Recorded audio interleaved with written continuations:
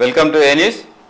రాష్ట్ర వ్యాప్తంగా జర్నలిస్టులపై జరుగుతున్న దాడులపై ఈరోజు మనం ఏ న్యూస్ స్పెషల్ డిబేట్లో మనతో పాటు ఇక్కడ సీనియర్ జర్నలిస్టులు TWJ 143 జిల్లా అధ్యక్షులు దాసరి ఉమేష్, మరో senior journalist Lakkakula Srinivas, Ambilapu Srinivas, union నాయకులు రేణిగుంట్ల శ్రీనివాస్ కూడా మనతో పాటు ఈ చర్చలో పాల్గొంటున్నారు.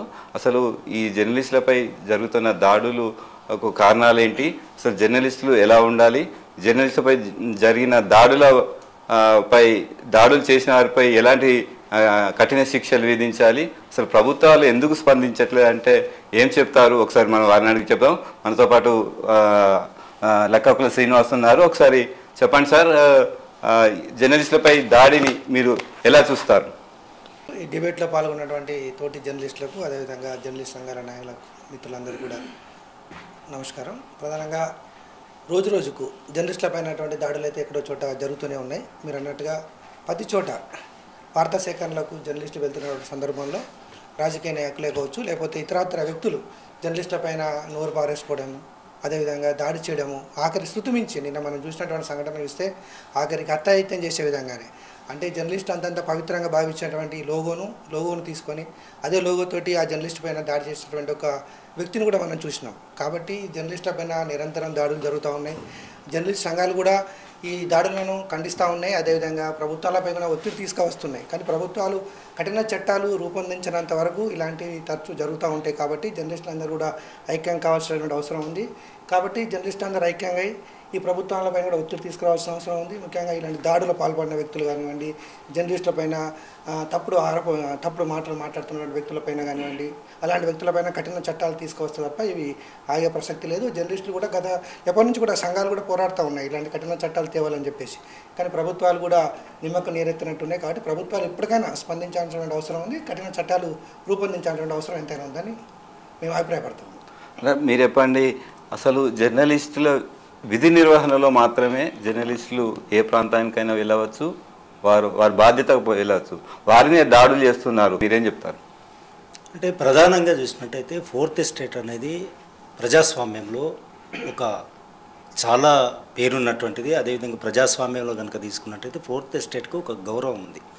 ఎందుకంటే ప్రజాస్వామ్యంలో జరుగుతున్నటువంటి ఏవైతే ఘోరాలు కావచ్చు, నేరాలు కావచ్చు, లేకుంటే అవినీతి కావచ్చు, అక్రమాలు కావచ్చు, ఇక ఇతరత్ర ఏ విషయాలైనా కూడా ఒక నిజాయితీతో నిక్కచ్చిగా వెలుగులోకి తీసుకొచ్చేది కేవలం జర్నలిస్టులు మాత్రమే.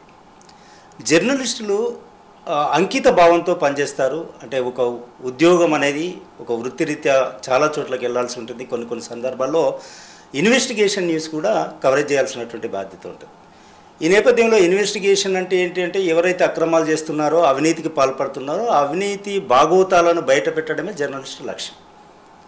అందులో భాగంగా వెళ్తున్నప్పుడు కొన్ని సందర్భాలలో మనం చూసుకున్నట్టయితే చాలా చోట్ల, అంటే ఇప్పుడు ఇసుక మాఫియా ఆగడాలకు సంబంధించి కావచ్చు, మట్టి మాఫియా ఆగడాలకు సంబంధించి కావచ్చు, లేకుంటే రియల్ ఎస్టేట్కి సంబంధించినటువంటి మోసాలు కావచ్చు, లేకపోతే గోల్డ్కి సంబంధించినటువంటి స్కీమ్ల మోసాలు కావచ్చు, లేకపోతే ఇంకేదైనా ప్రజల్ని ఏ విధంగా మోసం చేసినా కూడా, అంటే మోసగాళ్ళు ఎవరైతున్నారో ఆ మోసగాళ్ళకు సంబంధించినటువంటి భాగవతాన్ని బట్టబయలు చేసే భాగంలో మాత్రమే వృత్తిరీత్యా కవరేజ్కి వెళ్ళటం. తర్వాత కొన్ని సందర్భాల్లో ఏదైతే ప్రజాస్వామ్యంలో అవసరం ఉన్నటువంటి వాటిని కూడా కవర్ చేయడం, మంచి చెడుల్ని కూడా కవర్ చేయడంలో భాగంగా ఉద్యోగ వృత్తిరీత్యా వెళ్లాల్సి ఉంటుంది.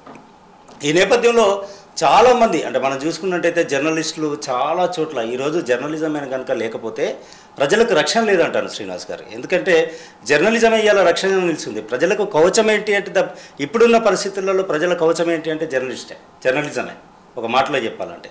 ఎందుకంటే ఒకవేళ జర్నలిజమే కనుక లేకపోతే ఈ అవినీతి అక్రమాలు రెచ్చిపోతారు, మాఫియా ఆగడాలు ఇంకా పెరిగిపోతాయి, రౌడిజం పెరిగిపోతుంది, గాంజా వస్తుంది, డ్రగ్స్ మాఫియా కూడా పెరిగిపోతున్నటువంటి పరిస్థితి. అంటే సమాజాన్ని చెడగొట్టేటువంటి ఏవేవైతున్నాయో వాటన్నింటినీ కూడా వెలుగులోకి తీసుకొస్తున్నటువంటి క్రమంలో కొందరు విచక్షణ కోల్పోయి జర్నలిస్టులపై దాడులు చేస్తున్నటువంటి పరిస్థితి కూడా ఉంది. అంటే జర్నలిస్టులు కూడా కొన్ని సందర్భాల్లో స్వీయ నియంత్రణ కూడా పాటిస్తున్నటువంటి పరిస్థితులు కూడా ఉన్నాయి. కొన్ని సందర్భాల్లో ఒక్కొక్క చోట అసలు వెళ్ళొద్దా, వార్త ఎలా ఉండింది, ఎలా కవర్ చేస్తే బాగుంటుంది, కొన్ని పర్సనల్ ఇష్యూస్ కూడా కొంత చేయనటువంటి పరిస్థితులు కూడా ఉంటాయి. జర్నలిస్టులు చాలా స్వీయ నియంత్రణతో నిబద్ధతతో పనిచేస్తారు.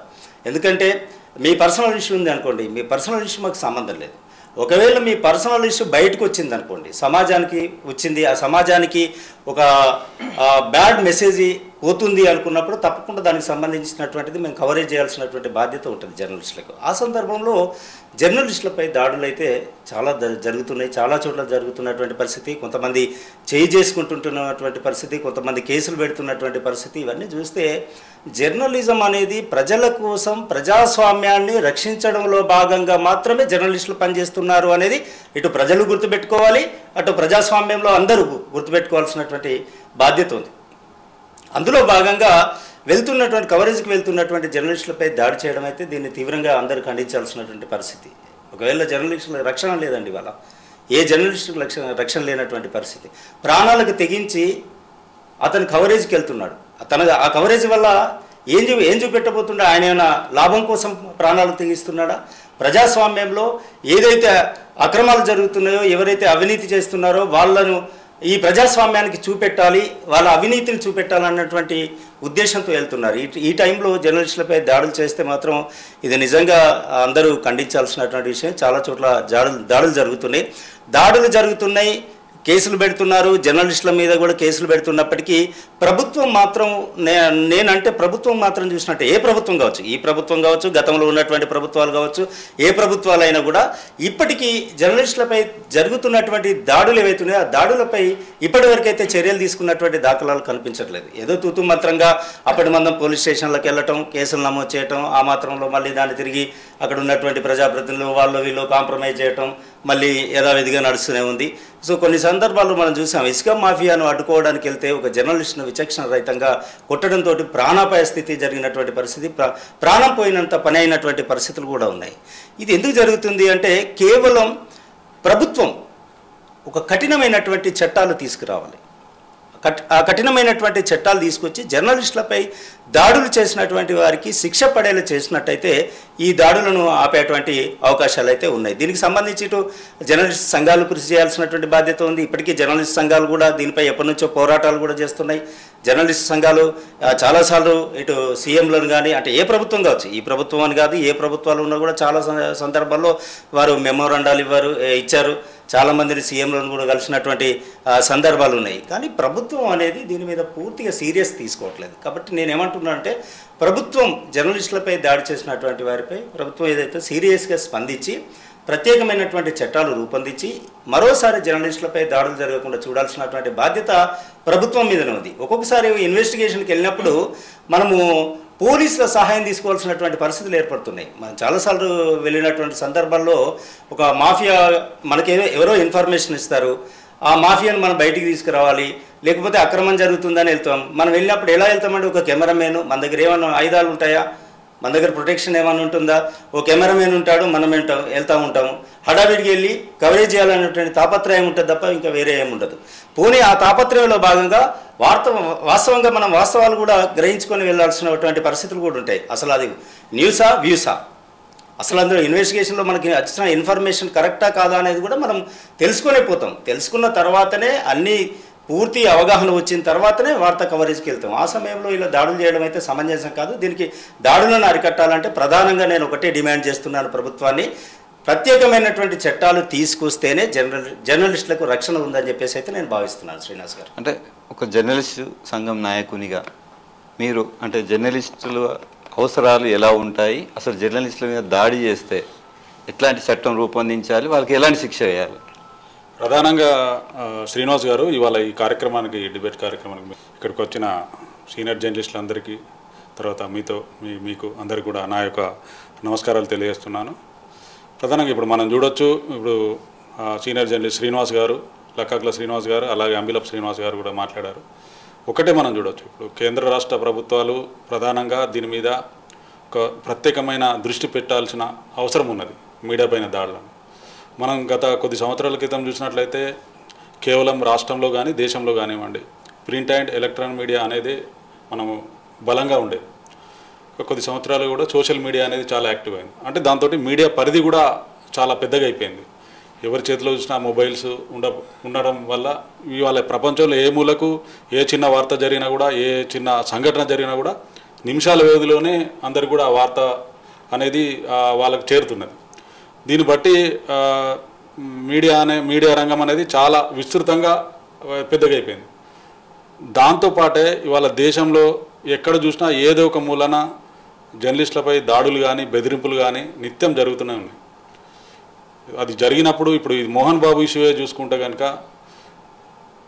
మోహన్ బాబు ఇష్యూ అనేది అంటే కొందరు కూడా ఏది మోహన్ బాబు అది పర్సనల్ ఇష్యూ, వాళ్ళ కుటుంబ వ్యవహారాన్ని మీడియా కూడా కొంత అతి చేసిందన్న విమర్శలు వ్యక్తమైనా కూడా ఆ విమర్శకులు ఎవరైతే చేసిందో వాళ్ళకి నేను సమాధానం. మోహన్ బాబు విషయంలో వాళ్ళ కుటుంబం ఆల్రెడీ పోలీసులకు ఫిర్యాదు చేయడం వల్లనే ఈరోజు మీడియా అక్కడికి వెళ్ళడం జరిగింది. దాన్ని మనం తప్పుపట్టలేం కదా. అదే నేను కూడా అదే అంటున్నా. ఎవరైతే ఆ విమర్శలు మీడియా అతి చేస్తున్నదని విమర్శలు ఎవరైతే చేసిందో వాళ్ళకి ఈ వేదిక నుంచి నేను సమాధానం చెప్తున్నాను. సరే, ఓకే, మోహన్ బాబు వ్యవహారం ఆయన కుటుంబ వ్యవహారమే, కుటుంబం సంబంధించిన గొడవలే, వాళ్ళ అన్నదమ్ములు కావచ్చు, కొడుకులు బిడ్డ మధ్య కావచ్చు, కోడల మధ్య కావచ్చు, మనకు సంబంధం లేదు. అది ఎప్పుడైతే వాళ్ళ ఇంటి సమస్య బజార్కి వచ్చి పరస్పరం కొడుకు తర్వాత కోడలు వీళ్ళందరూ పోలీస్ ఫిర్యాదు చేసుకున్నారో అది అప్పుడు ఇంటి సమస్య ఎట్లయితుందండి? ఇంటి సమస్య కాదు కదా. జనరల్గానే మోహన్ బాబు అంటే ఆయన సెలబ్రిటీ, పద్మశ్రీ అవార్డు గ్రహీత, చాలా సినిమాల్లో నటించిండు. వాళ్ళ ఇంట్లో ఏం జరుగుతుందన్న ఉత్సాహం వాళ్ళ ఇంటి 4 గోడల మధ్య ఉన్నప్పుడు బయట ప్రపంచానికి అవసరం లేదు. ఎప్పుడైతే వాళ్ళు ఆ పోలీస్ స్టేషన్ మెట్లెక్కిలో జనరల్ సహజంగా అందరికీ ఆసక్తి ఉంటుంది, ఏదో జరుగుతుందట.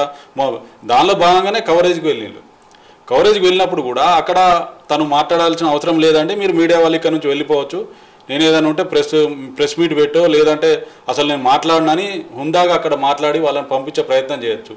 అట్లా కాకుండా నేరుగా వాళ్ళ మీద దాడి చేయడం అనేది చాలా దారుణమైన విషయం. మనం విజువల్లో కూడా చూసినాం. మాలలో ఉన్నటువంటి వ్యక్తిని, మనం పవిత్రంగా భావించే అయ్యప్ప మాల ఉన్న వ్యక్తిని కూడా ఆ లోగో తీసుకొని అంత దారుణంగా కొట్టడం కూడా అది చూస్తేనే మనకు ఎంత చాలా బాధ అనిపించింది. ఇవి మనం చూడొచ్చు. మనం ఇప్పుడు రాష్ట్రంలో కానివ్వండి, దేశంలో కానివ్వండి, ఎక్కడో కాడ ఏదో బెదిరింపులు కానివ్వండి, ఒక ఇన్వెస్టిగేషన్ రిపోర్టర్ ఏదైనా ఇన్వెస్టిగేషన్ రిపోర్టర్ ఆ రిపోర్టర్లకు కూడా బెదిరింపులు ఎట్లా అంటే ఇప్పుడు అధికార పార్టీకి కొమ్ము కాసే విధంగా అధికార పార్టీ సంబంధించిన నేతలది ఏదైనా వాళ్ళ అక్రమాలు కానీ అన్యాయాలు కానీ వెలుగులోకి తీసుకొచ్చినట్టయితే బెదిరింపులు, ఒకవేళ లేదు అంటే కొట్టడం కానీ ఇట్లా మనం చాలా మటుకు చూస్తున్నాం. అవి జరిగినప్పుడే ఏదైతే జర్నలిస్ట్ సంఘాల ఆధ్వర్యంలో ఇప్పుడు ఫర్ ఎగ్జాంపుల్ చెప్తున్నా, నిన్న జరిగిన ఇన్సిడెంట్కు సరే అందరూ కూడా సంఘాలన్నీ కూడా రెస్పాండ్ అయినాయి, రాష్ట్ర వ్యాప్తంగా నిరసనలు చేపట్టడం, దాంతో కూడా అటు పోలీసులు కూడా స్పందించిండు. నేను అనేది ఏంటంటే పర్టికులర్గా ఇది ఘటన జరిగినప్పుడు మాత్రమే కాదు, దాని పర్టికులర్గా రాష్ట్ర ప్రభుత్వం కూడా అసలు జర్నలిస్టుల మీద దాడులు జరగకుండా కఠిన చట్టాలు రూపొందించాలి, దానికి ఒక కమిటీ వేయాలి. ఆ కమిటీ కూడా ఎట్లా జర్నలిస్టుల మీద దాడులకు పాల్పడితే ఏ విధమైన కఠిన శిక్షలు పడతాయని దాన్ని మనం విస్తృత ప్రచారం కనుక చేసినట్లయితే జర్నలిస్టుల మీద దాడులు కాదు కదా, కనీసం తిట్టడానికి కూడా, కనీసం ఒక మాట అనడానికి కూడా భయపడే పరిస్థితులు రావాలని నేను ప్రధానంగా ఇదే వేదిక నుంచి డిమాండ్ చేస్తా ఉన్నాను. శ్రీనివాస్ గారు, అంటే మొత్తానికి జర్నలిస్టులు ప్రతి విషయంలో జర్నలిస్టులు ఉంటేనే ప్రజలకు ప్రభుత్వాలకు మధ్య వారధిగా ఉంటున్నారు, కానీ ఆ జర్నలిస్టుల మీద దాడి జరుగుతాయి, ఏం చేయాలంటారు? ముఖ్యంగా ప్రజాస్వామ్యంలో 4వ పిల్లర్ జర్నలిజం అనేది. ఈ ప్రపంచంలో ఎక్కడ ఏ మూల ఏమి జరిగినా క్షణాల్లో ఈరోజు తెలుసుకునే కారణం దానికి జర్నలిస్టులు. ఈరోజు కరోనా సమయంలో కూడా ఎలాంటి చర్యలు తీసుకోవాలి, ప్రజలు సురక్షితంగా ఉన్నాయని చెప్పింది జర్నలిస్టులు. తన ప్రాణాలు తెగించి కూడా ఈరోజు వార్తలు తీసుకున్న జర్నలిస్టుల పైన దాడులు జరగాలని TWH1 పూర్తిగా తీవ్రంగా ఖండిస్తున్నాం మేము. అంతేకాకుండా ప్రభుత్వాలు కూడా ఏదో నిమ్మకు నీరెత్తినట్టు సంఘటన జరిగినప్పుడు స్పందించడం కాకుండా ఏదైతే ప్రభుత్వ ఉద్యోగులు కానీ సెంట్రల్ గవర్నమెంట్ ఉద్యోగులకు కూడా కొన్ని చట్టాలు ఉన్నాయి.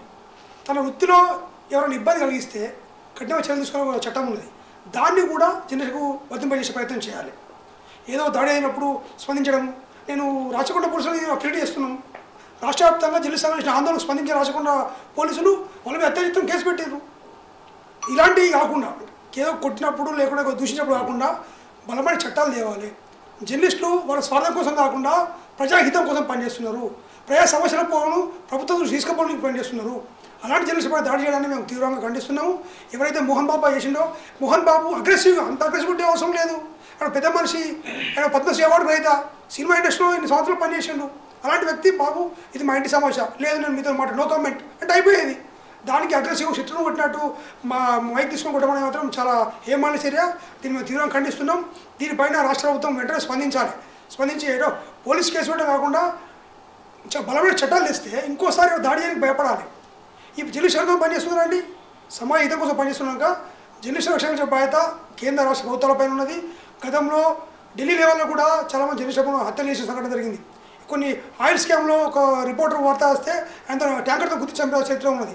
అలాంటి పురోగతం కాకుండా ఖచ్చితంగా ఏదైతే కేంద్ర రాష్ట్ర ప్రభుత్వాలు స్పందించి ఒక బలమైన చట్టాన్ని తెచ్చి ఈ దాడి జరగకుండా చర్యలు తీసుకోవాలి. అంతేకాకుండా ప్రత్యేకంగా ఈ ఏదైతే ఇప్పుడు గాయపడ్డ జర్నలిస్టులు వాళ్లకు ప్రత్యేక ట్రీట్మెంట్ చేయించాలి ప్రైవేట్ హాస్పిటల్ కూడా మేము జర్నలిస్టులుగా డిమాండ్ చేస్తున్నాం.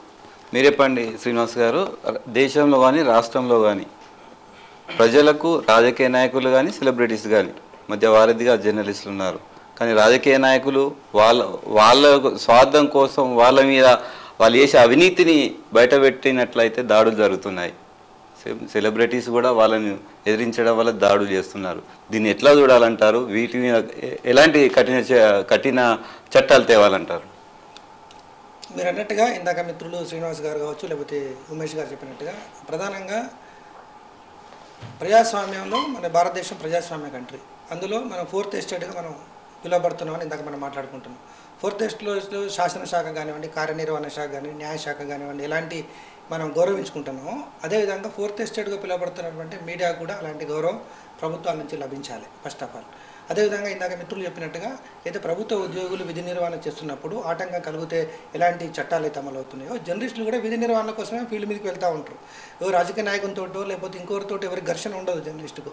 ప్రజాస్వామ్యంలో 4th పిల్లర్కి ఎందుకు మనం చెప్పుకుంటున్నాం అంటే ప్రజల యొక్క సమస్యలను ప్రభుత్వాన్ని తెలియపరచడం, ప్రభుత్వాలు తీసుకొచ్చినటువంటి సంక్షేమ కార్యక్రమాలు కావచ్చు, ప్రభుత్వం తీసుకున్నటువంటి కార్యక్రమాలను ప్రజలు తీసుకెళ్ళడం, మధ్యలో వారధిగా ఉంటున్నప్పుడు అనేక రకాలుగా ప్రజలతోటి సంబంధాలు ఉంటే అనేక అంశాలను బయటకు తీసుకెళ్ళడమే జర్నలిజం. జర్నలిజం అంటేనే ఆ సమస్యలను చెప్పాలి, ప్రభుత్వం చేసే మంచి చెప్పాలి, చెడు చెప్పాలి, సమాజంలో ఉన్న మంచి చెప్పాలి, చెడు చెప్పాలి. అలాంటప్పుడు అన్ని విషయాలు చెప్పేటువంటి అవసరం జర్నలిస్ట్కి ఉంటుంది.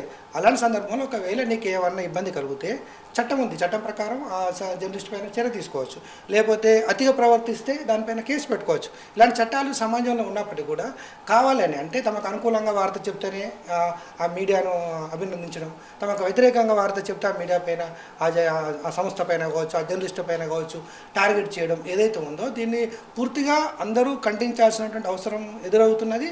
అందరూ కూడా దీన్ని ముక్త కంఠంతో ఈరోజు ఇప్పుడు ఇట్లాంటి వేదికల ద్వారా ప్రజల్లో చైతన్యం కూడా రావాల్సినటువంటి అవసరం ఉంది, ప్రజలకు కూడా అవేర్నెస్ రావాల్సిన అవసరం ఉంది. ఎందుకంటే ముఖ్యంగా కొంతమంది కూడా ఇందాక మిత్రుడు అన్నట్టుగా మనం వ్యక్తిగత జీవితాల్లోకి మీడియా తొంగి చూస్తుందని అంటున్నారు. వ్యక్తిగత జీవితాల్లోకి మీడియా తొంగి చూడదు. వారి వ్యక్తిగతంగా ఉన్నటువంటి వ్యక్తులు బజార్న పడ్డప్పుడు ఆ విషయాలను ప్రజలకు చేరవేసే క్రమంలో కొన్ని విషయాలను ఇన్వెస్టిగేషన్ చేయాల్సి వస్తుంది. ఇందాక మిత్రుడు చెప్పినట్టుగా మోహన్ బాబు సంఘటన తీసుకుందాం. మోహన్ బాబు ఏమన్నాడు, నాకు ప్రాణహాని ఉందని చెప్పి డీజీపీ గారికి కంప్లైంట్ ఇవ్వడం జరిగింది. అతని కొడుకు నాకు ప్రాణహాని ఉందని చెప్పేసి పోలీసుని ఆశ్రయించడం జరిగింది. అంటే ఒక దేశంలో ఒక సెలబ్రిటీ, ఒక పద్మశ్రీ అవార్డు గ్రహీతకే ప్రాణహాని ఉంది అంటే అసలు ఏం జరుగుతుంది అనే విషయమైనా జర్నలిస్టులు కంపల్సరీ అక్కడికి వెళ్తారు, ఆ వార్తను కవరేజ్ చేయబోతారు. ఆ వార్తకు ఆయన అభిమానులు ఉంటారు, అక్కడ ఏం జరుగుతుందో తెలుసుకోవాలని ఉత్సుకత ఉంటుంది. ఆ సందర్భంలో మీడియా దానిని ప్రసారం చేయాల్సి ఉంటుంది. అప్పుడు అతడు హోందాగా ప్రవర్తించాల్సి ఉంటుంది, విషయాన్ని చెప్పాల్సి ఉంటుంది. ఏదైనా తప్పు ప్రసారం చేసినటువంటి సంస్థ ఉంటే వాళ్ళపైన లీగల్ యాక్షన్ తీసుకోవాల్సి ఉంటుంది. కానీ దాడి చేయడం, కొట్టడం, కెమెరామెన్ల పైన అబ్యూజ్ లాంగ్వేజ్ తోటి మాట్లాడడం, తోసేయడం ఇవన్నీ కూడా నేరం. ఇందాక మిత్రులు అన్నట్టుగా కంపల్సరీ ప్రభుత్వాలు కఠిన చట్టాల వైపు వెళ్ళాలి. ముఖ్యంగా ప్రభుత్వాలు జర్నలిస్టుల పైన రక్షణ కోసం చట్టాలు రూపొందించాలి. ఏదో దాడులు జరిగిన అప్పుడు మాత్రమే ఏదో సహాయ సహకారాలు అందించడం అనేది కాకుండా కఠిన చట్టాలు అంటే ముఖ్యంగా జర్నలిస్టుల పైన ఎవరు అతిగా ప్రవర్తించకూడదు, జర్నలిస్టులకు రక్షణ చట్టాలను కానీ రూపొందించినట్టయితే ఎవరు కూడా ఇలాంటి సాహసాలు చేయడానికి ముందుకు రారు. ఒకవేళ జర్నలిస్టు తప్పే చేస్తే అతనికి చట్టం ప్రకారం శిక్షార్హుడు అవుతాడు ఏదో విధంగా. కాబట్టి రాజకీయ నాయకులు కావచ్చు, అదేవిధంగా అనేక రకాల వ్యక్తులు ఉంటారు. సమాజంలో అవినీతిని వెలికి తీసేది జర్నలిజం పని. అలాంటప్పుడు అనేక రకాలుగా అతనికి ప్రాణహాని ఉంటుంది, అయినా కానీ తెగించి వార్తలు సేకరిస్తున్నాడు. అలాంటి వ్యక్తి పైన ఇలాంటి దాడులు చేయడాన్ని ముఖ్యంగా అందరం ఖండించాలి. ప్రజాస్వామ్యవాదులు ఖండించాలి, ప్రజలు ఖండించాలి, ప్రజా సంఘాలు ఖండించాలి, రాజకీయ పార్టీలు ఖండించాలి, ప్రభుత్వాలు కఠిన చట్టాలు చేయాల్సిన అవసరం ఎంతైనా ఉందని మేము కోరుతాము. శ్రీనివాస్ గారు మీరు చెప్పండి, అంటే రాష్ట్ర ప్రభుత్వం ఇప్పటికీ జర్నలిస్ట్పై దాడి జరిగినప్పటికీ కూడా అంటే జర్నలిస్టులు వాళ్ళ వార్తా కవరేజ్కి వాళ్ళ ప్రచారానికి మాత్రం జర్నలిస్టులను ముందే పిలిపించుకుంటారు. కానీ ఇప్పుడు జరిగినప్పటికి కూడా మంత్రులు కానీ ముఖ్యమంత్రి కానీ ప్రకటన చేయకపోవడం, వాటి మీద ఎలాంటి చర్యలు తీసుకోవడం ఎట్లా చూస్తారు?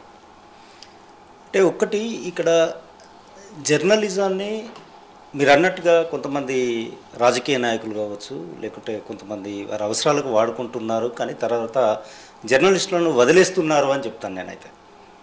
ఎంతవరకు అయితే అవసరానికి వాడుకుంటున్నారో వాళ్ళకి ఆపద వచ్చినప్పుడు కూడా అదే రీతిలో స్పందించడం లేదనేది వాస్తవం. అది అవసరానికి వాడుకున్నప్పుడు మరి వారికి ఆపద వచ్చినప్పుడు ఎంతో కొంత వారికి చేయూతనివ్వాలి, చేయూతను అందించాలి, సపోర్ట్ చేయాల్సినటువంటి బాధ్యత కూడా ఉంది. కానీ ఈ పద్ధతిలో ఏ రాజకీయ నాయకులు కూడా సపోర్ట్ చేయనటువంటి పరిస్థితి. అంటే మనం చూసినట్టయితే ఎమ్మెల్యేలు కావచ్చు, ఎంపీలు కావచ్చు, మినిస్టర్స్ కావచ్చు. అంటే ఇక్కడ మోహన్ బాబు ఇష్యూ వస్తే మోహన్ బాబు ఇష్యూలో అయితే మంత్రి పొన్నం ప్రభాకర్ గౌడ్ అయితే స్పందించినటువంటి విషయం. దాని విషయంలో కొంత ప్రభాకర్ గౌడ్కి మనం కొంత ధన్యవాదాలు చెప్పాల్సిందే. ఎందుకంటే ఇప్పటికైనా కూడా ఒక మంత్రి హోదాలో మోహన్ బాబుపై చర్యలు అయితే తీసుకోవాలని చెప్పేసి స్పందించడం జరిగింది. సో అక్కడక్కడ ఇలా దాడి జరిగిన ప్రతిసారి ఆ సంబంధించినటువంటి నియోజకవర్గానికి సంబంధించినటువంటి ఎమ్మెల్యే కావచ్చు, లేకపోతే ఎంపీలు కావచ్చు, లేకపోతే మంత్రులు కావచ్చు, కొంతమేరకైనా జర్నలిస్టులపై దాడులు చేసినప్పుడు వారికి కొద్దిగా సపోర్ట్గా నిలబడితే మంచిదనేది నా అభిప్రాయం. ఎందుకంటే ఈరోజు రాజకీయ నాయకులకే కాదు, అంటే దాదాపు జర్నలిస్టులు అందరికీ సపోర్ట్గానే నిలబడుతున్నారు. ఒక రాజకీయ నాయకులకు కాదు, ఒక వ్యవస్థ కాదు, వ్యవస్థకే సపోర్ట్గా నిలబడుతున్నారు. జర్నలిస్టులు ఏం చేస్తున్నారు, వారి వ్యక్తిగతంతో ఎవరి మీద దురుద్దేశంతో వార్తలు రాయరు. మంచి రాస్తున్నారు, చెడు రాస్తున్నారు. మంచి చెడు రెండు బ్యాలెన్స్డ్గా చేయడం అనేది జర్నలిస్టుల లక్ష్యం. ఇప్పుడు మీరు మంచి చేశారనుకోండి, మేము చెడు రాస్తే మాకే చెడ్డ పేరు కదా. మీరు మంచిని మంచిగా రాస్తాం, చెడును చెడే రాస్తాం.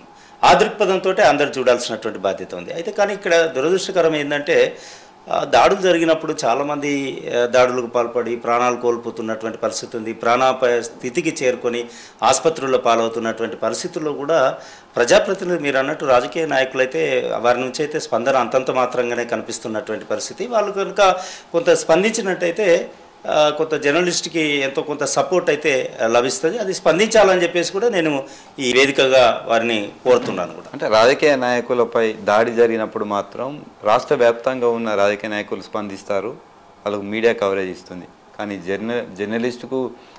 జర్నలిస్ట్పై దాడికి మాత్రం ఇప్పటి వరకు ఇటు ప్రజల నుంచి స్పందన లేదు, ఇటు ప్రభుత్వం పట్టించుకోవట్లేదు. ఎట్లా వస్తారు? ఎస్, మీరు అన్నట్టు రాజకీయ నాయకుల మీద ఏదన్నా దాడి జరిగినప్పుడు మొత్తం ఒకటై ముక్తకంఠంతో ఖండించడం, ధర్నాలు చేయడం, రాస్తారోకోలు చేయడం, దిష్టి బొమ్మలు తగలబెట్టడం, అంటే ఒక ఉద్యమంలాగా ఉద్యమించడం అనేది మనం చూస్తూ ఉంటాం. వారిని అరెస్ట్ చేయాలి, శిక్షించాలి, చట్టాలు ఇవి తీసుకురావాలి, ఈ చట్టం ద్వారా వారిని శిక్షించాలి అని చెప్పేసి వారు ఆందోళన చేస్తున్నటువంటి పరిస్థితి ఉంది. సేమ్ మళ్ళీ జర్నలిస్టులకు అన్యాయం జరిగినప్పుడు, జర్నలిస్టులపై దాడి జరిగినప్పుడు మాత్రం కొంత స్పందన కరువు అవుతుందని చెప్పొచ్చు. దీనికి ఒక రీజన్ కూడా చెప్తాను నేను. అంటే మనమంతా జర్నలిస్టులమే, అందరం జర్నలిస్టులుగా దాదాపు 30 సంవత్సరాలకు పైబడి చేసిన వాళ్ళే. ఇక్కడ జర్నలిస్టులలో కూడా కొంత స్వీయ నియంత్రణ కోల్పోతున్నటువంటి పరిస్థితి కూడా కనబడుతుంది.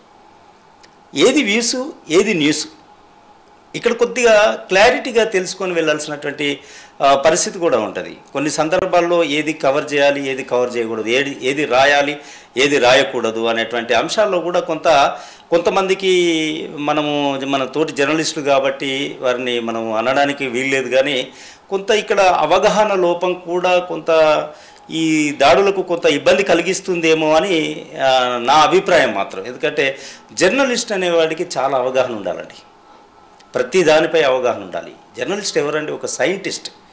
ఒక సైంటిస్ట్కి ఎంత నాలెడ్జ్ ఉంటుందో ఒక జర్నలిస్ట్కి అంత నాలెడ్జ్ ఉంటుందండి.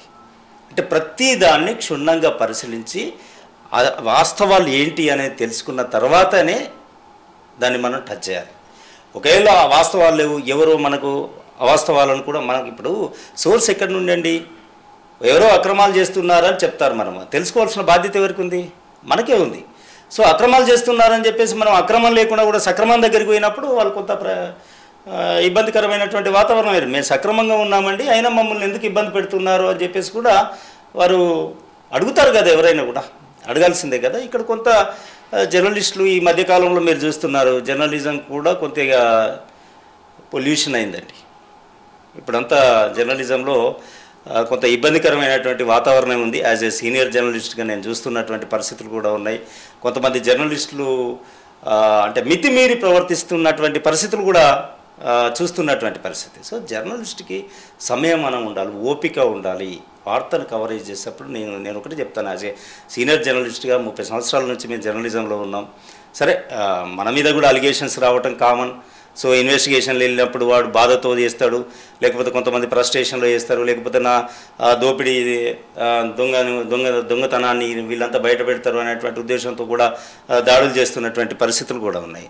సో అదంతా ఒక పక్కన పెడితే ఈ దాడులకు సంబంధించి జరుగుతున్నప్పుడు కొంత నిజాయితీగా దాడి జరిగినప్పుడు కొంతమంది స్పందించాల్సినటువంటి బాధ్యత ఉంది. ఇప్పుడు జర్నలిస్టు తప్పు అయితే కూడా దానికి స్పందించమనడం కూడా కరెక్ట్ కాదు, ఎందుకంటే జర్నలిస్ట్ తప్పులు కూడా ఉండొచ్చు కదా అక్కడక్కడ. సరే నేను ఏమంటున్నా అంటే నిజాయితీగా పనిచేస్తున్నటువంటి జర్నలిస్టుల వైపున రాజకీయ నాయకులు నిలబడండి.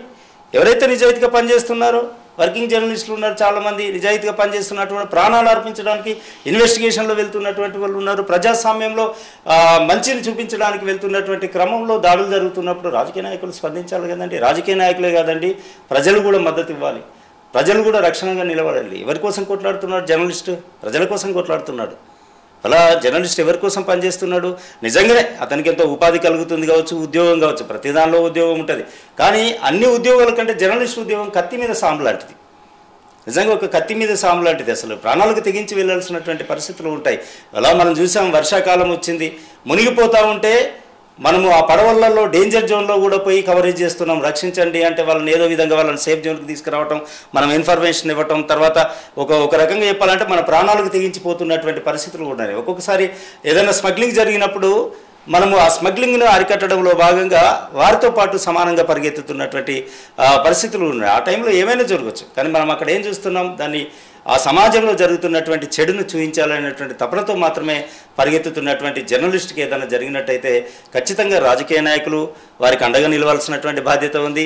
అదేవిధంగా ఇటు ప్రజా సంఘాలు కావచ్చు, ప్రజలు కావచ్చు, అందరూ కూడా ఈ ప్రజాస్వామ్యంలో జర్నలిస్టులకి అండగా నిలుస్తేనే ఈ జర్నలిజం అనేది బతుకుతుందండి. లేకపోతే ఇలా దాడులు చేస్తూ ఉంటే రేపు మంచి మంచి జర్నలిస్టులంతా కూడా బ్యాక్ స్టెప్ తీసుకోవాల్సిన పరిస్థితులు ఏర్పడుతున్నాయి. ఎందుకంటే జర్నలిజంలో ప్రాణాలు పోగొట్టుకొని, అంటే అందరికీ ఫ్యామిలీ ఉంటుంది, జర్నలిస్టులకు కూడా కుటుంబాలు ఉన్నాయి, జర్నలిస్టులకు పిల్లలు ఉన్నారు, వాళ్ళని చదివించుకోవాలి, వాళ్ళ కుటుంబ ఆర్థిక స్థితిగతులు అన్నీ జనానికి తెలిసినాయి. కాబట్టి జర్నలిస్టులపై దాడులు జరిగినప్పుడు నేనైతే అంటున్నాను, రాజకీయ నాయకులు కూడా దయచేసి ఈ వేదిక నుంచి నేను ఒకటే పిలుపునిస్తున్నాను, రాజకీయ నాయకులు కానీ అంటే ఇటు ఎవరైతే చట్టసభల్లో ఉన్నారో చట్టసభల్లో ఉన్నటువంటి వాళ్ళు కూడా దీనిపైన వెంటనే స్పందించాలి. అదేవిధంగా ఎక్కడైనా జర్నలిస్టుపై దాడి జరిగితే దయచేసి ప్రజలకు కూడా నేను విన్నవిస్తున్న ఈ వేదికగా దయచేసి తప్పుడు జర్నలిస్టు వైపు మీరు మద్దతు పలకకండి, కానీ నిజాయితీగా జర్నలిజం చేసేటువంటి వ్యక్తులకు మీరు మద్దతుగా నిలబడాల్సినటువంటి అవసరం ఉందని చెప్పేసి నేను విజ్ఞప్తి కూడా చేస్తున్నానండి. మీరు చెప్పండి, యూనియన్ అధ్యక్షుడిగా అంటే జర్నలిజంలో దాదాపుగా కింది స్థాయి నుంచి వచ్చే జర్నలిస్టులే ఉంటారు, కానీ వాళ్ళకు అంటే కొంతమందికి చాలని జీతాలతో కూడా ప్రజల కోసం పనిచేసే వాళ్ళను ఇట్లా దాడులు చేస్తే ఎట్లా అంటారు? ప్రధానంగా శ్రీనివాస్ గారు మనం చూడొచ్చు, ఇది జర్నలిస్టులు మనం వాళ్ళ ఆర్థిక స్థితిగతులు కనుక గమనించినట్లయితే చాలామంది కూడా కొంత ఆర్థిక ఇబ్బందులు ఉన్నప్పటికీ సంస్థను నమ్ముకొని సంస్థ కోసం పనిచేస్తూ ఉంటారు. వాళ్ళంతా కూడా తాను మిగతా ఛానళ్ళ కంటే మిగతా పత్రికల కంటే ముందుగా బ్రేకింగ్ ఇవ్వాలంటూ ముందుగా వార్త సమాచారాన్ని ప్రపంచానికి చేరవాలన్న తపనతో పనిచేస్తూ ఉంటారు. దానిలో భాగంగానే వార్తా కవరేజ్ విషయంలో పోటీతత్వం అనేది ఉంటుంది. దానిలో భాగంగానే ఎక్కడికైనా వెళ్ళడం కానీ కవరేజ్ చేయడం కానీ మిగతాది కానీ చేస్తూ ఉంటారు. ఇట్లా చేస్తున్న క్రమంలో ఈ విధంగా దాడులకు పాల్పడుతూ బెదిరింపులకు పాల్పడుతూ ఉండడం వల్ల మానసికంగా అటు కుటుంబ సభ్యులు కానివ్వండి, సరే ఇప్పుడు మా కుటుంబ సభ్యులైనా కానివ్వండి, ఎవరైనా మాకు అంటే జర్నలిస్టులు అందరూ కూడా ఒకటే కుటుంబం. ఆ కుటుంబంలోని కుటుంబ పెద్ద రేపు దాడికి గురైనా, ఒకవేళ వేరే ఎవరితోటైనా బెదిరింపులకు గురైనా కూడా ఆ కుటుంబ సభ్యుల వాళ్ళు కూడా మానసికంగా ఎంతో బాధపడుతూ ఉంటారు. ఎందుకు మీరు దీనిలో చేస్తున్నారు అని చెప్పేసి చాలామంది కూడా రిపోర్టర్స్ వాళ్ళ కుటుంబ సభ్యులు కూడా అన్న దాఖలాలు ఉన్నాయి. మనం వేరే దీనిలో కాకుండా ఇంకా వేరేది వెళ్ళాము, కానీ ఇవన్నిటి కూడా వేటికి కూడా భయపడకుండా ఇవాళ సమాచార సేకరణలో కానివ్వండి, బయటి ప్రపంచానికి ఆ విషయాన్ని కానీ ఆ సంఘటన కానీ బయటి ప్రపంచానికి తెలియజేయడంలో మన జర్నలిస్ట్ సోదరులు అందరూ కూడా ఎప్పుడు కూడా అదే ఆ పోటీతత్వంతో ముందుకు వెళ్తుంటారు. దానిలో భాగంగానే ఇవన్నీ జరుగుతున్నమాట వాస్తవమే. దీనికి అడ్డుకట్ట పడేది ఎప్పుడు జర్నలిస్ట్ సంఘాలు ఎవరైతే జర్నలిస్టుకు దాడికి గురైనా బెదిరింపులకు గురైనా రాష్ట్ర వ్యాప్తంగా కూడా అందరూ కూడా మా కుటుంబ సభ్యునికి అయింది అన్న అంత బాధతోటి కూడా వాళ్ళంత రోడ్డు మీదకి వచ్చి మనం నిన్న చేసినాము. అంత పెద్ద ఎత్తున రాస్తారోకో చేసినాము, తర్వాత నల్ల బ్యాడ్జీలు ధరించి మనం చాలాసేపు కూడా మన నిరసన చేసినాము. ఇప్పుడు ఎక్కడ హైదరాబాద్లో జరిగింది కార్యక్రమం. అయినా కూడా మన కుటుంబ సభ్యుల లెక్క మనందరం కూడా ఒక ఫీల్ అయ్యి మనందరం కూడా రోడ్డు మీదకి వచ్చి నిరసన చేసినాం. నేను అదే అంటున్నా, ఇవాళ కేంద్ర రాష్ట్ర ప్రభుత్వాలు కూడా ఎక్కడో మూలాన ఎక్కడైనా కూడా నిత్యం జరుగుతున్నాయి. ఇది నిత్య కృత్యంగా మారింది. దీన్ని సీరియస్గా పరిగణించాల్సిన అవసరం ఉన్నది. రాష్ట్ర ప్రభుత్వం కూడా దీన్ని కఠిన చట్టాలు రూపొందించాలి. పోలీస్ శాఖ కూడా కఠిన చట్టాలు రూపొందించాలి.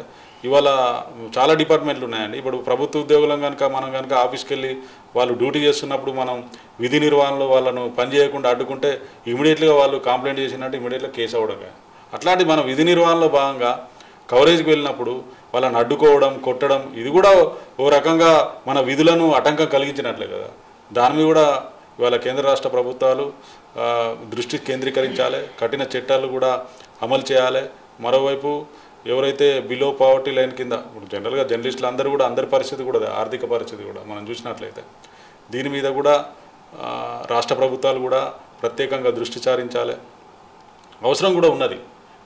ఏదైతే జర్నలిస్టులకు వాళ్ళని ఆదుకోవాల్సిన అవసరం రాష్ట్ర ప్రభుత్వం పైన కూడా ఉన్నది. అయితే మేము సీనియర్ జర్నలిస్ట్గా కూడా నేను చెప్తా ఉన్నా, చాలామంది అంటే మీడియా అంటే దానిలో ఉత్సాహంతో కానివ్వండి, ఇంకా మిగతా సీనియర్ జర్నలిస్టులను చూసి కానివ్వండి, ఈ ఫీల్డ్కి వస్తున్న కొత్త వారికి కూడా మనం ఏదైతే సీనియర్ ఆదర్శంగా తీసుకొని వాళ్ళందరూ కూడా కొత్త వాళ్ళు కూడా ఫీల్డ్కి వస్తూ ఉన్నారు. ప్రధానంగా ఇవాళ రాష్ట్ర ప్రభుత్వాలు కూడా కేంద్ర రాష్ట్ర ప్రభుత్వాలు కూడా జర్నలిస్టుల ఆర్థిక స్థితిగతులపై కూడా వాళ్ళ దృష్టి కేంద్రీకరించాలి. దీనికి ప్రత్యేక కమిటీ వేయాలి. ఆర్థిక చాలా ఇబ్బందులు కూడా జర్నలిస్టు సోదరులు కానీ జర్నలిస్టు కుటుంబాలు కానీ చాలా ఆర్థిక సమస్యలు ఎదుర్కొంటున్నారు. దాని మీద కూడా ప్రత్యేకంగా రాష్ట్ర ప్రభుత్వం దృష్టి పెట్టాల్సిన అవసరం ఎంతైనా ఉందని ఈ వేదిక నుంచి నేను ప్రధానంగా డిమాండ్ చేస్తా ఉన్నాను శ్రీనివాస్ గారు. కానీ రాజకీయ పార్టీలు కానీ అంటే ప్రభుత్వాలు కానీ అంటే వాళ్ళ ఓటు బ్యాంకు కోసం మాత్రం ప్రజలకు, రైతులకు, యువకులకు రకరకాలుగా వాళ్ళకు ఉచితాలు అని చెప్పి ఇస్తూ ఉంటారు. కానీ వాళ్ళ ప్రచారానికి పనిచేసినటువంటి జర్నలిస్టులకు మాత్రం ప్రత్యేకంగా ఏది కూడా ఇవ్వడం లేదు. దీన్ని ఎట్లా చూస్తారు మీరు? అంటే ఇది మనము ఓకే సంక్షేమ కార్యక్రమాలు కానివ్వండి, అభివృద్ధి కార్యక్రమాలు కానివ్వండి, అంటే జనరల్గా మీరు అన్నట్టుగా కూడా ఇప్పుడు ఓటు బ్యాంకు కిందనే చూస్తున్నారు. కానీ ఈ దృక్పథం మారాలంటున్నాం.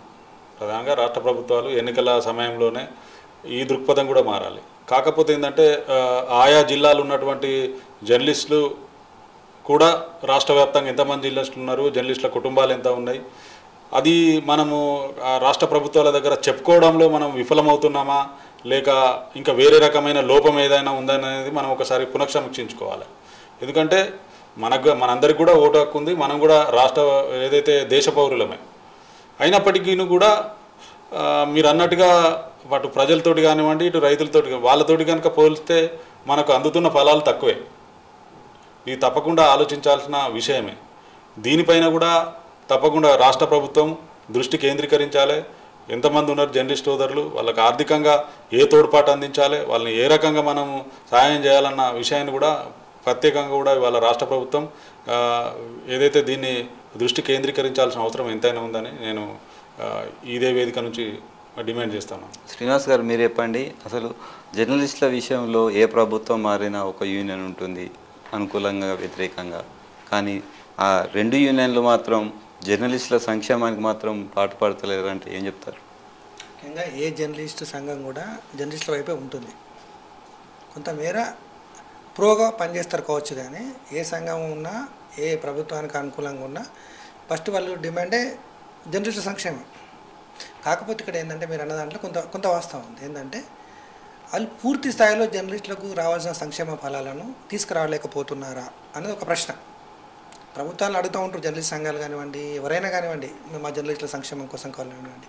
ఇప్పుడు మన తెలంగాణ ప్రభుత్వం వచ్చిన తర్వాత కూడా, ఇప్పుడు కొత్త ప్రభుత్వం వచ్చిన తర్వాత కూడా మన జర్నలిస్ట్ సంఘాలు ఏ రోజు మెమోరాండాలు, వినతి పత్రాలు ఇవ్వడం, తర్వాత జర్నలిస్టులకు సంబంధించి సంక్షేమం కోసం అడగడం, వాళ్ళ ప్రభుత్వాలు ఏదో ఇంత కొంత నిధులు ఇస్తూ ఉన్నాయి. కాకపోతే ఏంటంటే దీనికి ఒక శాశ్వత ప్రతిపాదికంగా, అంటే దీనికి ఒక పద్ధతిగా, అంటే ముఖ్యంగా జర్నలిస్టుకు అనుకో చట్టం తేవడం, ఆ జర్నలిస్ట్ అనే వ్యక్తిని ఏ విధంగా ఐడెంటిఫై చేయడం. ఇప్పుడు ఏమవుతుంది, మీడియా అవుతుంది, సోషల్ మీడియా అవుతుంది, డిజిటల్ మీడియా అవుతుంది. గతంలో జర్నలిస్టులు తక్కువ సంఖ్యలో ఉండేవాళ్ళు.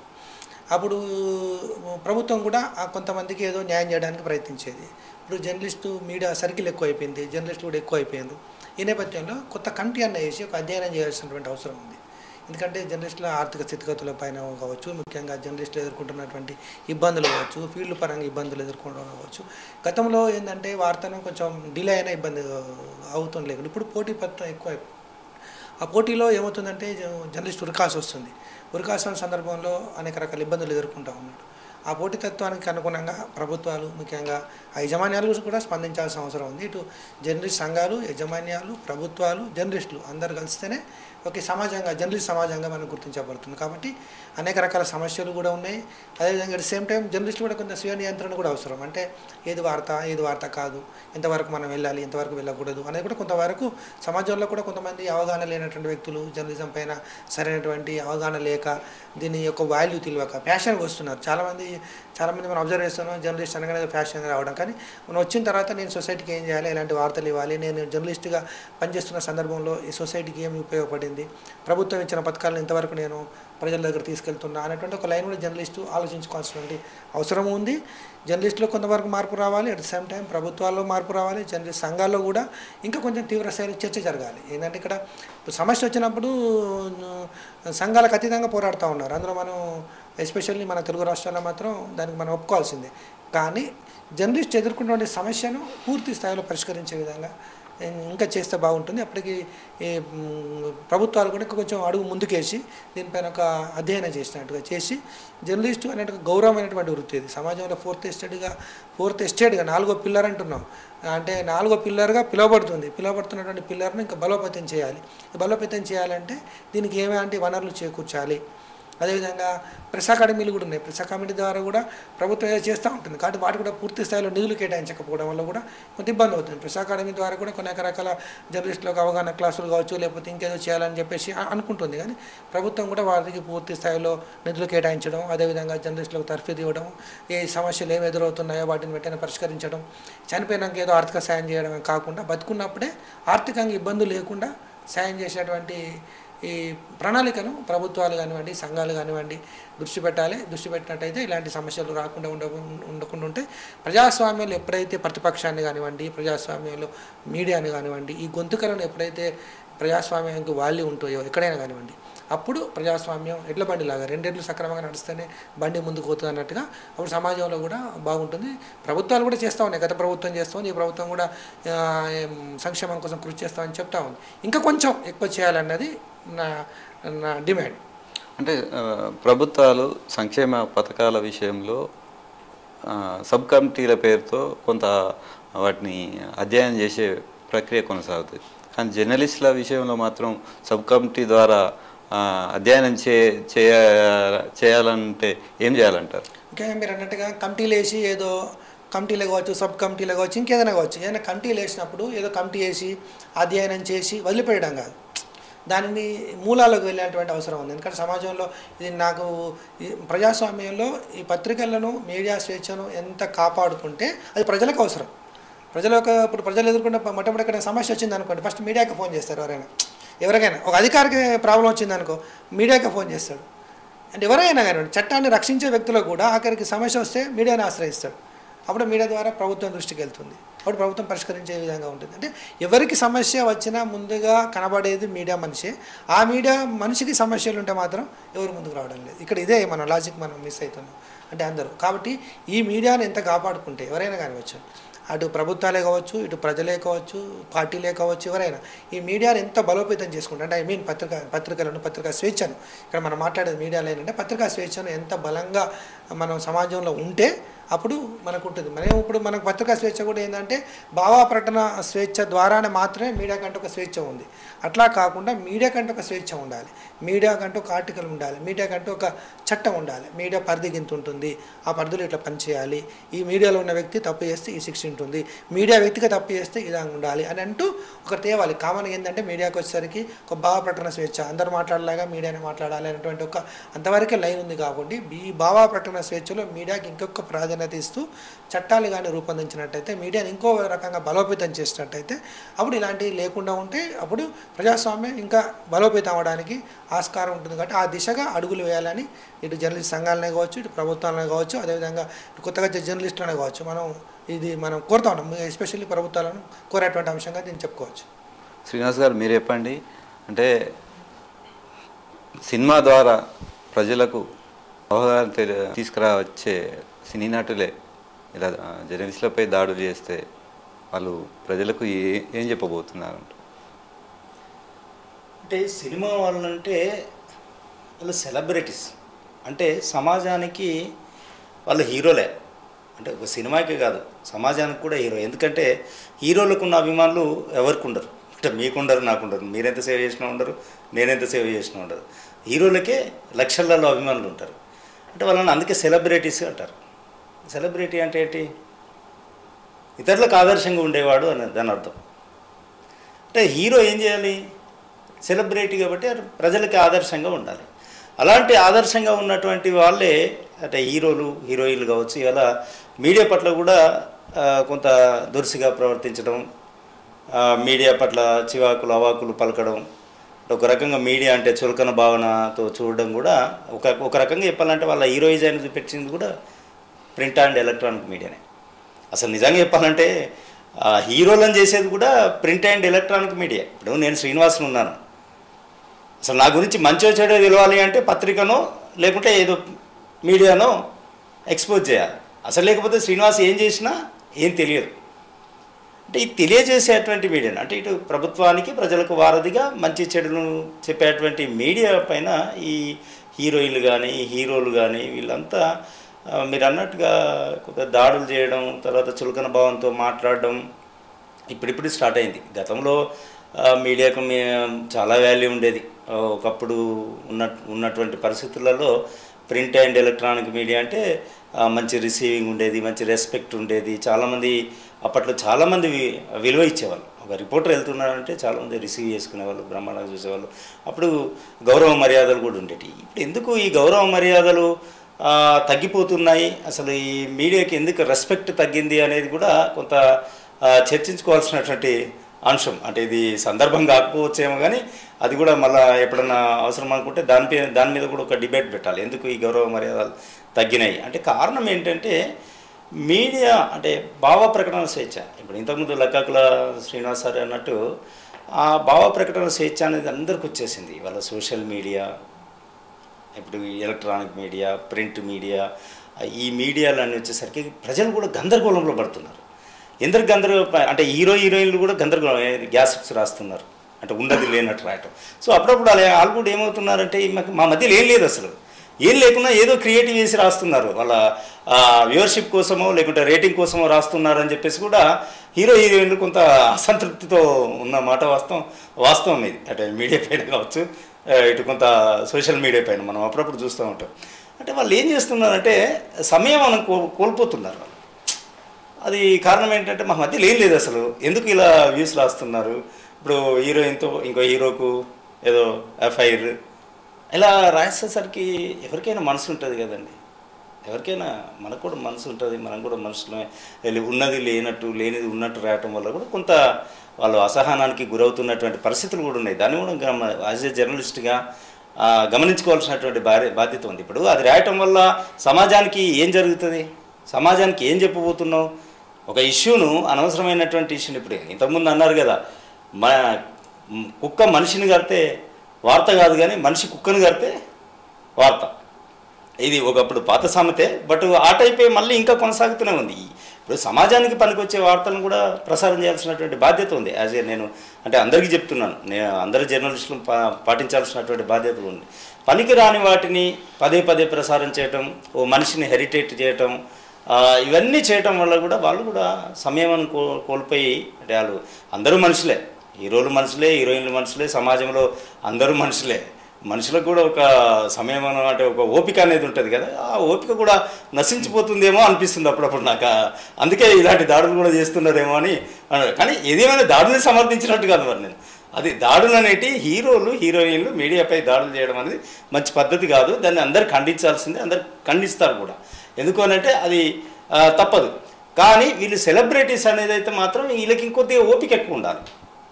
ఎందుకు ఓపిక ఉండాలి అంటే ఏదన్నా రిపోర్టర్ అడిగేదానికి ఓపికతో సమాధానం ఇస్తే ఆ సమాధానంతో సంతృప్తి చెంది రిపోర్టర్ వెళ్ళిపోతాడండి. ఇప్పుడు మోహన్ బాబు ఇష్యూ చూసారు, చాలామంది సీనియర్లు మాట్లాడారు. ఇప్పుడు ఆయన పర్సనల్ ఇష్యూ, ఆయన ఇంట్లో కొట్లాడినప్పుడు ఎవడు అడగపోయేవాడు, వాళ్ళు కొట్టుకొని ఎటను పోని ఏమైనా చేసుకొని. సో అది గడప దాటింది.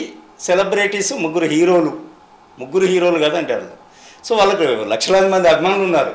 సో అభిమానుల కోసం మనం వార్త వేయాలి. ఏంటి మోహన్ బాబు ఇంట్లో ఏం జరుగుతుంది, అసలు కొట్టుకున్నారా, దెబ్బలయ్యాయా, గాయాలయ్యాయా, ఈయన మీద ఆయన కేసు పెట్టాడా, ఆయన మీద ఈయన కేసు పెట్టాడా, స్వయంగా మోహన్ బాబే చెప్తున్నాడు మనది బాగా తాగుతాడు అని చెప్పేసి. సో మా అభిమానులు హట్ అయిపోతారండి. సో ఏ ఇష్యూ ఏది ఏంటి అనేది చూసేసి అది మీడియాకి చెప్పాల్సినటువంటి బాధ్యత ఉంది. కాబట్టి మీరు అన్నట్టు సెలబ్రిటీస్ అయితే సంయమనం పాటించాలి. మీడియా పట్ల దురుసుగా ప్రవర్తించకూడదు. సో మీడియాకు గతంలో ఉన్నటువంటి పునర్వైభవాన్ని తీసుకురావాల్సినటువంటి బాధ్యత అందరి మీద ఉంది. కొంత ఓపికతో ఎప్పుడన్నా రిపోర్టర్ కూడా మంచిదే కదండి. ఏదో కవరేజ్లో హడావిడిలో ఇప్పుడు ఛానల్స్ ఎట్లా తయారయ్యి వాళ్ళు బ్రేకింగ్ చేస్తున్నారు, నువ్వేం చేస్తున్నావు అంటాడు. ఏదో ఒకటి బ్రేకింగ్ చేయాలనే హడావిడిలో కూడా పరిగెత్తాల్సిన పరిస్థితులు ఉంటాయి. వాస్తవాలు తెలుసుకునేటువంటి టైం కూడా ఉండని పరిస్థితులు కూడా ఉన్నాయి. ఇంతకుముందు లకాకుల శ్రీనివాస్ గారు అన్నట్టు ఒక్కొక్కసారి పోటీ పడుతున్నటువంటి క్రమంలో అప్పుడప్పుడు కొంత తప్పులు జరిగేటువంటి అవకాశాలు ఉన్నాయి. కాబట్టి మన మీడియా మిత్రులు కూడా ఏం చేయాలంటే, యాజమాన్యాలు ఏం చేస్తాయి, బ్రేకింగ్ వేయాలి, అందరికంటే బ్రేక్ చేయాలి, ముందేయాలి అనేటువంటి తాపత్రయంలో ఇక్కడ ఉన్నటువంటి జర్నలిస్టుల మీద కూడా కొంత ఒత్తిడి ఉంటుంది. ఆ ఒత్తిడి ఉన్నప్పటికీ కూడా కొంత చూస్తూ జర్నలిజం చేయాల్సినటువంటి పరిస్థితులు కూడా ఉంటాయి. నేను ఒకటే చెప్తున్నా, అటు ఈ వేదికగా హీరోయిన్లు కానీ హీరోలు కానీ ఎవరైనా కానీ వారి కుటుంబ సభ్యులు కావచ్చు, లేకుంటే ఇంకెవరైనా కావచ్చు, రాజకీయ నాయకులు కావచ్చు, సమాజంలో ఉన్నటువంటి పెద్దలు కావచ్చు, ఎవరైనా కావచ్చు, మీడియా పట్ల చులకన భావం వీడనాడండి. మీడియాకి రెస్పెక్ట్ ఇవ్వండి. ఆ రెస్పెక్ట్తో పాటు దాడులు చేసే పరిస్థితులు వచ్చినప్పుడు కొంత సమయం మనం పాటించండి. అసలు ఎందుకు ఈ పరిస్థితులు వస్తాయని ఆయన ఎందుకు మరీ లోగో పెట్టుకొని ఇలా అంటే మనం ఏమంటామంటే ఏదో తెలుసుకోవాలి, ఏదో తెలియజేయాలి, ఆయన నుంచి ఏం సమాధానం వస్తుంది అనేటువంటి ఆతృతతో మాత్రమే కవరేజ్లో వెళ్ళాల్సి వస్తుంది. అలాంటప్పుడు ఒకవేళ మీకు ఏదైనా చెప్పాలనుకుంటే చెప్పండి, చెప్పలేకపోతే నో కామెంట్ అంటానండి.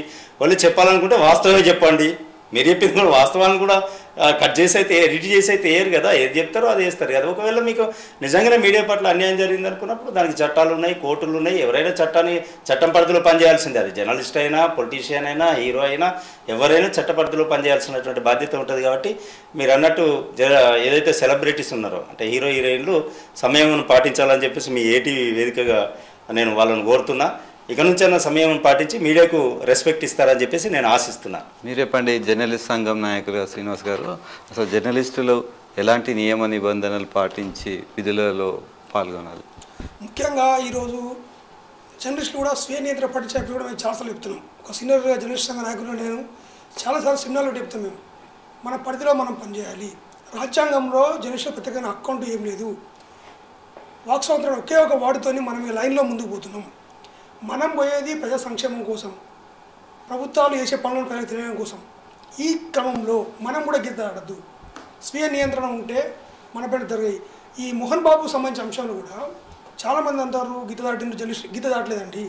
జర్నలిస్టులు వేసిండ్రు వాళ్ళు ఇద్దరు అయితే ఎవరైతే తండ్రి కొడుకులు పోలీసులు కాంప్లైంట్ ఇచ్చిన తర్వాత మనోజ్ బాబు ఎవరైతుండ్రో ఆయన లోపలికి వెళ్తే ఆయనతో పాటుగా మీడియా ఫాలో అయింది తప్ప ప్రత్యేకంగా మీడియా పోయి మోహన్ బాబు డోర్ తప్పి ఇంట్లో పోయి వార్త తీయలేదు. కావాల్సుకొని మీడియాను ఒక డ్యామేజ్ చేయడానికి వాళ్ళ తప్పులు కప్పించుకోనికి ఈరోజు మోహన్ బాబుకు సంబంధించిన అభిమానులు కానీ మోహన్ బాబు కానీ ఇలాంటి మాటలు మాట్లాడుతున్నారు. రెండవది, జర్నలిస్టుల వాళ్ళకు స్వీయ నియంత్రణ ఉన్నది. ఉంటేనే ఈరోజు మనం ఇంటికి ఎవరు పెట్టరా మోహన్ బాబు ఎట్లా ఎందుకు పెడతారండి? మాకు కూడా నియంత్రణ అని చెప్పేసి బయట నుండే కవరేజ్ చేసింది. దాన్ని తప్పుగా వర్ణిస్తూ మా ఇంట్లోకి వచ్చారు, మా వ్యక్తిగత జీవితాలకు వచ్చారంటే సెలబ్రిటీలు, సినిమా హీరోలు, హీరోయిన్లు, రాజకీయ నాయకులు, సెలబ్రిటీలు అందరూ కూడా మీ పర్సనల్ లైఫ్ తక్కువ ఉంటుందండి. మీ ఇంట్లో ఉందని పర్సనల్ లైఫ్ ఉంటుంది. ప్రతిదీ కూడా పబ్లిక్ అవసరం. పబ్లిక్ కోరుకుంటారు. అసలు ఏమవుతుంది మోహన్ బాబు ఇంట్లో? మోహన్ బాబును వాళ్ళ కొడుకు కొట్టిండా? మోహన్ బాబు వాళ్ళ కొడుకు కొట్టిండా? లక్షల మంది వ్యూవర్స్ అడుగుతున్నారు, వాళ్ళ అభిమానులు అడుగుతున్నారు. దాన్ని చెప్పే బాధ్యత మా మీడియా పైన ఉన్నది. అందులో బాగానే మా వృత్తి భాగంగా మా జర్నలిస్టు రంజిత్ మీ ఇంటి దగ్గర వచ్చిండ్రు, రైతుతో పాటు చాలా మీడియా మిత్రులు వచ్చిండ్రు. దాడి చేసే అవసరం లేదు. నీకు చెప్పుద్ది ఎవరు చెప్పు, బాబు మా పర్సనల్ మీడియా నో కామెంట్ అంటే వెళ్ళిపోతారు. మీడియాకు ఉత్సాహం ఏముంటుందండి? మీ ఆయన నుంచి ఉత్సాహం ఏముంటుంది? మీడియాకు ఏముండదు. అంతేకాకుండా ఈ ప్రభుత్వాలు కూడా, గత ప్రభుత్వాలు కానీ ఈ ప్రభుత్వాలు కానీ మనం ముందు చెప్పుకున్నట్టుగా అటు ఉమేష్ భాయ్ గారు చెప్పినట్టు, లక్కాల శ్రీనివాస్ గారు చెప్పినట్టు, శ్రీనివాస్ చెప్పినట్టు ఒక ప్రత్యేక చట్టాన్ని తేవాలి. ప్రత్యేక చట్టం తెచ్చి ఒకటేమో జర్నలిస్ట్ రక్షణ తేవాలి. రెండవది జర్నలిస్టుల ఆర్థిక పరిస్థితి పైన మినిమం వేజెస్ ఇవ్వాలి. ఇలాంటి చట్టాల కోసం ఏది సంఘాలు అందరూ కలిసి ముక్కుమడిగా పనిచేస్తే కొన్ని సమస్యలు పరిష్కారం అవుతాయి. రాజకీయ నాయకులు ఎన్నికల ముందు ఎలక్షన్ ముందేమో మీడియాకు ఫోన్లు చేసి ప్రెస్ మీట్ల కోసం పిలుస్తారు. ఇలా మీడియా సమస్య అంటే కొంతమంది నాయకులు మాట్లాడే ఒక పొన్నం ప్రభాకర్ కూడా ఒక మంత్రి మాట్లాడుకున్నా తెలిసి ఒకే ఒక మినిస్టర్ మాట్లాడిండు, పొన్నం ప్రభాకర్ కూడా మాట్లాడిండు, మీద ఏ మంత్రులు మాట్లాడలేదు. ఎందుకు అంటే మీకు అవసరం ఉంటుంది, మీడియా మీకు పబ్లిసిటీ చేయాలి, అదే మీడియా కాకపోతే మాత్రం మాట్లాడరా. ఈ పద్ధతి మాత్రం మేము తీవ్రంగా ఖండిస్తున్నాం. ప్రతి రాజకీయ నాయకుడు ఆయన ఏ పార్టీని కానీ మీడియాపై దాడి చేసినప్పుడు ఖండించాలి, స్పందించాలి, దానిపై మినిమం కట్టసిగా స్పందించాల్సిన బాధ్యత ఉంటాం. ఇలాంటి దాడులు పునరావృతం కాకుండా ప్రభుత్వం చర్యలు తీసుకోవాలి. ఎవరైతే దాడులు పాల్పడినారో వాళ్ళని కఠినంగా శిక్షించాలి. అంతేకాకుండా గాయపడిన జర్నలిస్టులకు కానీ కెమెరామెన్లకు కానీ కూడా పూర్తి కార్పొరేట్ వైద్యాన్ని ప్రభుత్వం అందించాలని చెప్పేసి జర్నలిస్టులుగా డిమాండ్ చేస్తూ ఉన్నాం. శ్రీనివాస్ గారు, మీరు చెప్పండి ఫైనల్గా, అసలు జర్నలిస్టులపై దాడి వాళ్ళకి రక్షణగా ప్రభుత్వం ఎలాంటి చర్యలు తీసుకోవాలి, వాళ్ళకి రక్షణ ఉండాలంటే ప్రభుత్వం ఏం చేయాలి, ప్రభుత్వం జర్నలిస్టులకు సంక్షేమ పథకాలను ఎలా అందజేయాలంటే? ఇందాక మనందరం అనుకున్నట్టుగా ప్రధానంగా విధి నిర్వహణలో ఎదురవుతున్నటువంటి సమస్యలు ఏంటి, వాళ్ళు ఎలాంటి సమస్యలు ఎదుర్కొంటున్నారు, ఆ సమస్యల నుండి ఎలాంటి రక్షణ కల్పించాలి. ఇందాక మిత్రులు అన్నట్టుగా ఉద్యోగులకు ఎలాంటి చట్టాలు ఉన్నాయో విధి నిర్వహణకు ఆటంకం కలిగే చట్టాలు, అలాంటి చట్టాలను తెచ్చినా సరిపోతుంది. జర్నలిస్టులకు అంటూ ప్రత్యేక చట్టాలు తెమ్మని జర్నలిస్టులను అడగట్లేదు. విధి నిర్వహణలో మాకు జరుగుతున్న ఇబ్బందులకు సంబంధించి ఇబ్బందులు కలగకుండా చూడండి అని అడుగుతున్నాం అంతే. మేము చట్టాలకు అతీతంగా లేదా చట్టాల మమ్మలను గొప్పగా కీర్తించమని ఏ జర్నలిస్ట్ కోరుకోడు. మాకు విధి నిర్వహణలో ఎదుర్కొన్న సమస్యలను సాల్వ్ చేయండి, మా ఆర్థిక స్థితిగతులు మెరుగుపడే విధంగా ప్రభుత్వాలు సహకరించండి, మాకు ఇలాంటి ఇబ్బందులు లేకుండా చూడండి. అంతమించే జర్నలిస్ట్ ఏం కోరుకోడు. జర్నలిస్ట్ కావాల్సింది తన విధి నిర్వహణ తన యజమాని చెప్పిన విధంగా వార్తలు సేకరిస్తూ ఉంటాడు, ప్రభుత్వానికి అందిస్తాడు, ప్రభుత్వం చెప్పినటువంటి ప్రెస్ మీట్లు ఉంటే జనానికి అందించేటువంటి ప్రక్రియ చేస్తాడు. కాబట్టి విధి నిర్వహణలో ఇబ్బందులు లేకుండా ఉండేటువంటి చట్టాలు రావాలి. ఎస్పెషల్లీ రక్షణ చట్టాలు కావాలంటే విధి నిర్వహణలో ఎలాంటి ఇబ్బందులు లేకుండా ప్రొటెక్షన్ ఉండే విధంగా చట్టాలు ఉండాలి. ఒకవేళ జర్నలిస్ట్ తప్పు చేసినా శిక్షించాలని కూడా చెప్తున్నాం ఇక్కడ మేము. ఎవరు జర్నలిస్టు చట్టానికి అతీతుడు ఏం కాదు, ఎవరైనా కాదు. కాబట్టి అలాంటి దేశంలో మనం ఉన్నాం కాబట్టి విధి నిర్వహణలో ఇబ్బంది లేకుండా చట్టాలు తేవాలి. అదేవిధంగా ప్రధానంగా జర్నలిస్టులు కూడా చెప్తున్నాం, జర్నలిస్టులు కూడా చట్టాన్ని అతిక్రమించకూడదు. ఏ చట్టమైనా సరే ప్రభుత్వం ఒక చట్టం చేసింది, ఆ చట్టానికి అనుగుణంగా లోబడి పనిచేయాల్సినటువంటి అవసరం జర్నలిస్టు కూడా ఉంటుంది. అదేవిధంగా జర్నలిస్టుకు తన గౌరవాన్ని కాపాడుకునే విధంగా ప్రభుత్వాలు సహకరించాలని చెప్పేసి కోరుతా ఉన్నాం, రాజకీయ పార్టీలు సహకరించాలని కోరుతున్నాం. అదేవిధంగా జర్నలిజాన్ని ఎంత కాపాడుకుంటే ప్రజలకు కావచ్చు అందరికీ కూడా ఉపయోగపడుతుందని చెప్తున్నాం. మీ వేదిక ద్వారా చెప్పేది ఏంటంటే ప్రధానంగా 3 అంశాలు ఇక్కడ మనం లాస్ట్గా మనం చెప్పదలుచుకున్నది. ఒకటి, జర్నలిస్టుల రక్షణకు చట్టాలు తేవాలని చెప్తున్నాం. జర్నలిస్టుల యొక్క ఆర్థిక స్థితిగతులపైన ఒక అధ్యయనం చేసి వాళ్ళకు ఉపయోగపడే విధంగా ప్రభుత్వాలు సహకరించాలని చెప్తున్నాం. జర్నలిస్టులు కూడా స్వీయ నియంత్రణ పాటించాల్సిన అవసరం ఎంతైనా ఉంది. అదేవిధంగా ఈ రంగంలోకి వచ్చే వ్యక్తులు కూడా ఎవరైతే జర్నలిస్టులు అయితే ఉంటున్నారో, జర్నలిస్టు రంగంలోకి వచ్చే వాళ్ళు ఎవరైతే ఉంటున్నారో, ఇది ఫ్యాషన్గా వస్తున్న వ్యక్తులు ఎవరైతే ఉన్నారో సమస్యలను ఎదుర్కోవాల్సి ఉంటుంది, సమస్యలను వెలికి తీయాల్సి ఉంటుంది. అనవసరమైన గాసిప్స్ రాయకుండా ఒక వ్యక్తిగతంగా ఒక వ్యక్తి డ్యామేజ్ చేయడం, రాజకీయ నాయకులు దిగవచ్చు, అధికారులు దిగవచ్చు, ఎవరిదైనా కానివ్వండి, మీరు అన్నట్టుగా అలాంటి చేసినప్పుడు వాళ్ళు కూడా ఇరిటేషన్ అయ్యే అవకాశం ఉంది. అలాంటి వారు 10% కూడా ఉండవచ్చు జర్నలిజంలో. అలాంటి వాళ్ళు అలాంటి ఏరియాలను కూడా చెప్తున్నాం మేము. అలాంటి వ్యక్తులు వాళ్ళపైన చట్టపరమైన శిక్షించాలి. వాళ్ళు కూడా చట్టపరంగా వాళ్ళు నేరస్తులు అవుతారు. ఎవరైనా జర్నలిజాన్ని అడ్డం పెట్టుకొని తప్పుడు పనులు చేసే వాళ్ళు ఉంటే వాళ్ళని శిక్షించాలని చెప్తున్నాం. కాబట్టి ప్రజాస్వామ్యం వరదిల్లాలి. ఇంత పెద్ద భారతదేశంలో ప్రజాస్వామ్యాన్ని అవలంబిస్తుంది. కాబట్టి ఈ ప్రజాస్వామ్యంలో మీడియాకు స్వేచ్ఛ ఎంత పర్ఫెక్ట్గా ఉంటే ఆ విధంగా ఇంకా ప్రజాస్వామ్యం బలోపేతం అయ్యే అవకాశం ఉంటుందని అభిప్రాయపడుతున్నాను. మొత్తానికి జర్నలిస్టులపై జరుగుతున్న దాడులు మాత్రం ప్రభుత్వం కఠినమైన చట్టాన్ని తీసుకురావాలి. జర్నలిస్టుల సంక్షేమాన్ని మాత్రం జర్నలిస్టులందరూ అభివృద్ధి పదంలో నడిచే విధంగా మాత్రం ప్రభుత్వాలు కృషి చేయాలని చెప్పి మనతో పాటు సీనియర్ జర్నలిస్టులు ఈ చర్చా కార్యక్రమంలో పాల్గొనేందుకు వారికి అందరికీ ధన్యవాదాలు. మరో ప్రత్యేక చర్చలో మళ్ళీ కలుద్దాం. నమస్కారం.